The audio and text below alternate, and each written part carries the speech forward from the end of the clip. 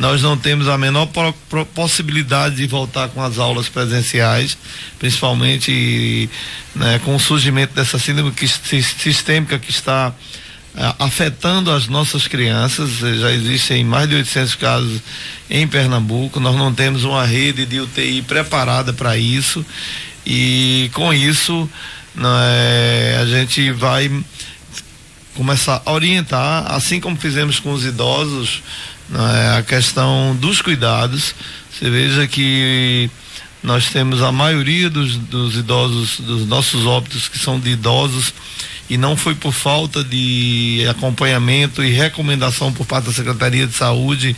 As autoridades públicas vêm anunciando isso há muito tempo. As pessoas idosas, ela tem um organismo que já tem uma debilidade por conta do tempo, e em virtude dessa situação, os cuidados teriam que ser maiores. Então, muitas vezes os idosos continuam adoecendo em casa, né? Os sintomas, às vezes, as pessoas confundem com falta de apetite, sono, indisposição, e na verdade muitas vezes o idoso já está acometido da Covid, e quando deixa para cuidar, já é um pouco tarde, já vai direto para o hospital, e aí os sintomas, para que sejam combatidos, vai se tornar muito mais difícil para um médico fazer esse enfrentamento. Então a gente continua orientando, né, que cuidem dos nossos idosos, como cuidem também das nossas crianças. As famílias têm que entender e compreender que um idoso não é um jovem. Um jovem é acometido, né, rapidinho vai fazer o protocolo, tomar a medicação, vai ficar bom, mas o idoso, quando adoece, a situação é muito pior. E nós temos provados, né, em estudos observacionais, e a Alessandra sabe exatamente do que a gente está falando, que os idosos que procuraram as unidades básicas de saúde e a central de Covid, que seguramente já deve passar mais de 600, eu não tenho esse número agora exato, o último levantamento era em 400, eles tomaram a medicação, fizeram o protocolo e não pioraram. Ou seja, muitos se curaram em casa, alguns, uma minoria, né, que foi para o hospital, né, demorou pouco, já foi direto aí para o leito de retaguarda. Então, essa é, né, a preocupação que a gente traz para a população, e vamos continuar repetindo.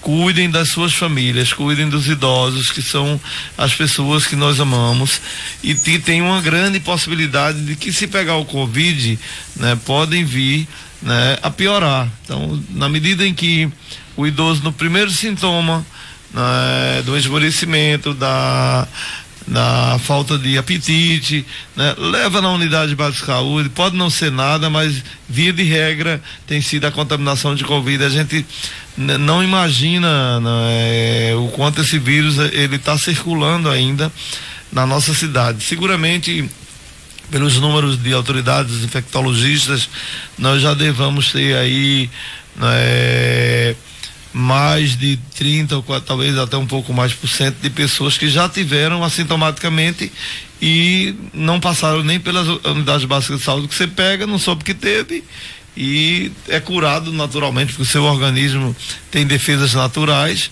e estamos caminhando, né, para um número muito interessante, né? Estamos chegando a quase 17 mil testes em Serra Talhada, mais de 3.200, né, curados. Isso nos dá um número muito interessante de que efetivamente nós estamos fazendo, né, quando eu falo nós, aí eu parabenizo a Secretaria de Saúde de Serra Talhada, as unidades básicas de saúde, a central de Covid, o Hospital Pronto Socorro São José com leito de retaguarda, os profissionais do laboratório Zé Paulo Terto, desde a unidade móvel, unidade avançada, a unidade do comércio. Ou seja, esse pessoal tem trabalhado, antes, você não tem ideia, né, da carga emocional e de trabalho desse pessoal. A gente tem que bater palmas, porque desde o início da pandemia nós estamos completando aí, né, quase 6 meses de trabalho, né, de muito amor, de muita dedicação, né, com incompreensões, né, com muitas vezes acusações infundadas, agressões às pessoas que estão lá trabalhando, com o uso também político da pandemia, o que a gente lamenta. Esse era um momento para todos nós. Aliás, esse era um momento para todos nós nos darmos as mãos, porque é um momento de muita gravidade para a sociedade mundial, brasileira e de Serra Talhada. E eu registro nesse momento também todo o apoio da imprensa, né, que tem dado um suporte inegável no conjunto de decisões que a gente toma, na propagação das decisões tomadas pelos poderes públicos.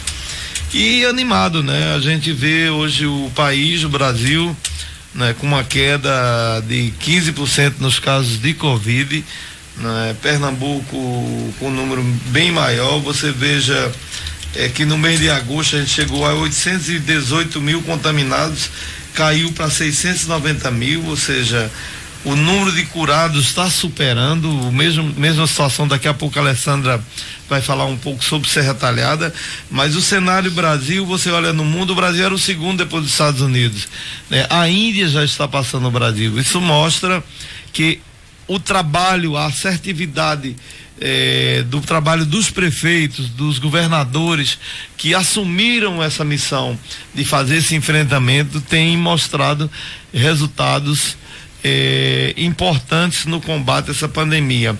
Serra Talhada, especialmente, nós temos números para serem apresentados aqui pela Alessandra que muitos nos anima e mostra que desde o início nós fomos muito assertivos. Eu queria fazer o registro de agradecimento a todos que ao longo dessa trajetória, como o doutor Breno Ferraz, o doutor Ailo, o doutor Clóvis Carvalho, o doutor Tadeu Menezes, que é o nosso tutor, né, e que assina o nosso protocolo de saúde, esse protocolo que foi tão combatido aí, né, e gerou uma briga ideológica. E Serra Talhada não foi buscar briga ideológica, dizer, né, que A tá certo, o B tá certo. Nós fomos ouvir as autoridades médicas de saúde e adotamos o melhor caminho, e graças a Deus esse caminho ele é muito positivo e nos traz resultados extraordinários. Digo até sem medo de errar que se a população tivesse colaborado um pouco mais, né, nós estaríamos vivendo um cenário muito melhor. Não sou daqueles que compactuam com o discurso do quanto pior melhor. Quando nós lá atrás sentamos e discutimos com as autoridades de saúde, com o comércio, que nós propusemos o fechamento, né, muita gente incompreendeu, inclusive os comerciantes, a maioria, né, acatou a decisão, mas uma minoria achava que nós estávamos errados, e nós dizíamos naquele momento, né, como as autoridades brasileiras e de Pernambuco diziam, nós temos que estruturar a rede, nós temos que ter medicamentos, né, nós temos que ter testes, e foi isso que nós procuramos fazer.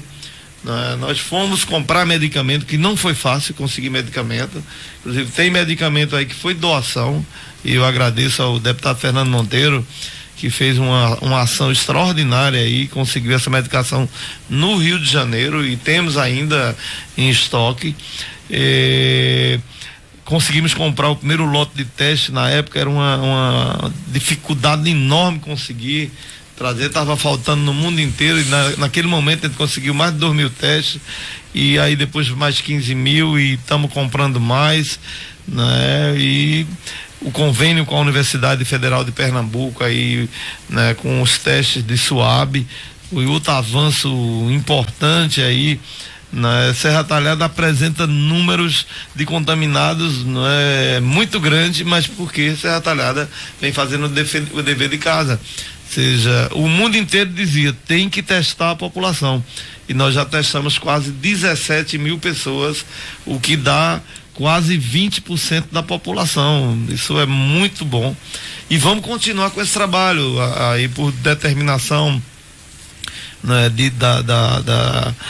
do comitê de crise, não diria determinação, por uma discussão, né, que foi travada desde o início. Nós, com a unidade móvel, visitamos e estamos visitando as atividades essenciais que vinham funcionando desde o início: o borracheiro, o pintor, né, o mecânico, a casa de peças, a padaria. Nesse momento estamos no Alto Bom Jesus, não é isso, Alessandra? Isso. Visitando os mercadinhos, visitando os cabeleireiros, os barbeiros, e dessa forma a gente está trazendo, né, a população para junto de nós e ao mesmo tempo compreendendo como esse vírus está circulando.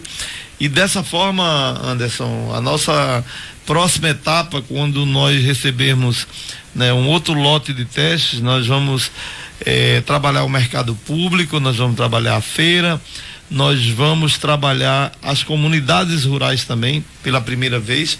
As unidades móveis vão estar indo para a zona rural, né, para testar a nossa população rural, porque essa é uma das grandes preocupações, que o surto, né, ele diminua em Serra Talhada e aumente na zona rural, ou seja, na sede. E para além disso, né, temos uma perspectiva de iniciar uma testagem de todas as nossas crianças, né, em idade escolar, da rede municipal e da rede estadual. Então, com essas ações, eu tenho certeza absoluta que nós vamos cercar o vírus, diminuir a contaminação, assim como já está acontecendo nesse momento. Não, pelo contrário, nós estamos absolutamente tranquilos.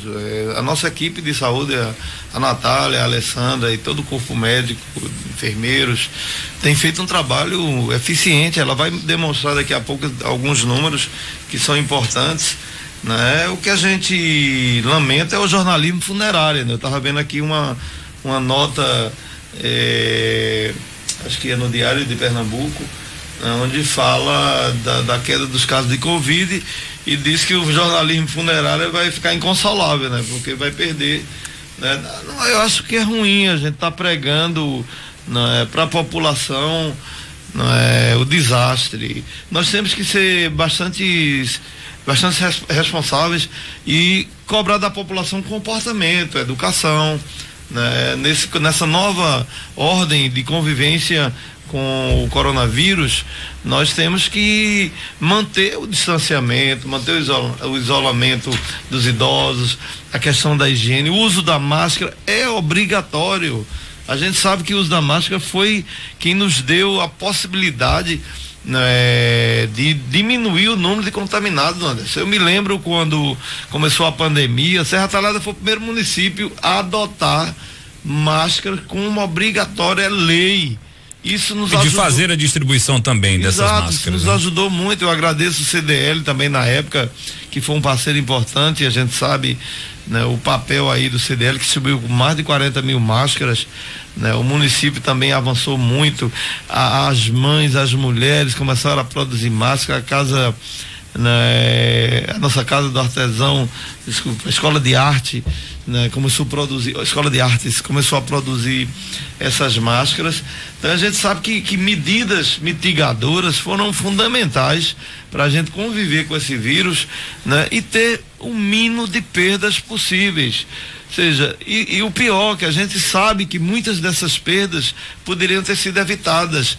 Aí foi muito do comportamento errático de algumas autoridades, comportamento errático das famílias que não isolam seus idosos, que não têm cuidados com eles, né? O comportamento de muitos que adoecem e ficam em casa achando que não tem absolutamente nada.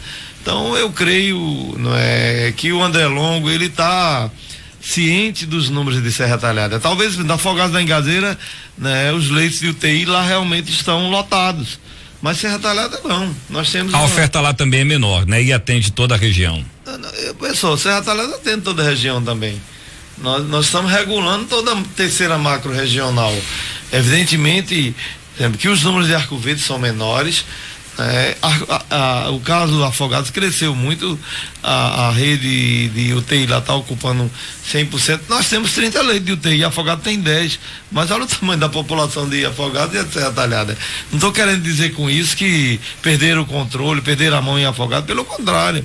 Eu acho que o governo de Afogados tem feito um trabalho muito eficaz. O Arthur é um secretário muito competente. As pessoas costumam transferir responsabilidade e colocar a culpa nos outros quando deixam de fazer e de cumprir com a sua responsabilidade. É muito mais fácil dizer, tá aumentando os números, o governo não faz nada. Gente, quem tem que fazer somos nós.